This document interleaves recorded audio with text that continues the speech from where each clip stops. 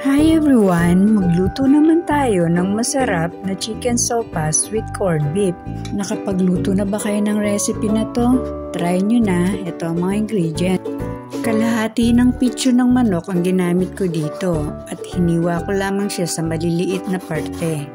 Pwede rin kung giniling ang gagamitin o kaya giniling na baboy. At itabi muna.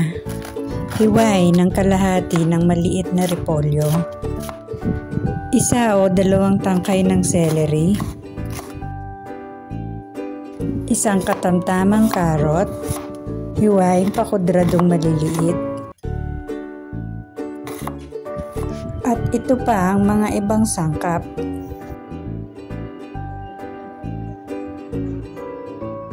Tatlong kutsarang mantika, 5 butil na bawang na tinadtad, sangkutsahin hanggang mga muyang bawang, at ilagay na ang sibuyas, lutuin hanggang sa malanta. Ilagay na ang manok na hiniwa, lutuin hanggang sa magkulay brown.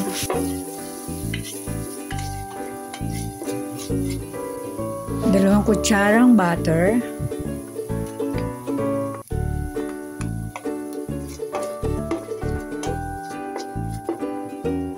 at isang maliit na lata ng corned beef. Ito'y magbibigay linamnam sa ating soup. 1 litro ng sabaw ng manok. Magpakulo lamang ng mga buto-buto ng manok para dito. Takpan at hayaang kumulo. Pagkulo, ilagay na ang pasta. 2 tasa ng macaroni.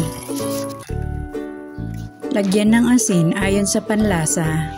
Lutuin ng mga 8 minuto sa mahinang apoy lamang. Takpan at hayaang kumulo.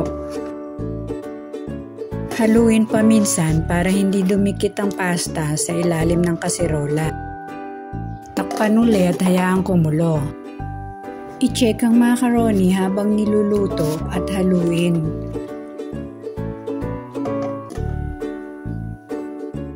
Pagkalipas ng 8 minuto, ilagay na ang carrot, ang tangkay ng celery, ang chicken hotdog na hiniwa ko lang sa maliit. Takpan at lutuin pa ng mga 3 minuto hanggang sa malambot na ang carrot. At pwede nang ilagay ang repolyo.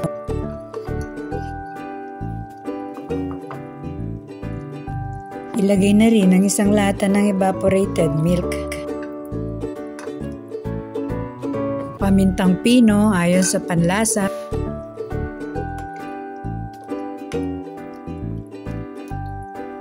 Takpan at pakuluan uli ng 1 minuto.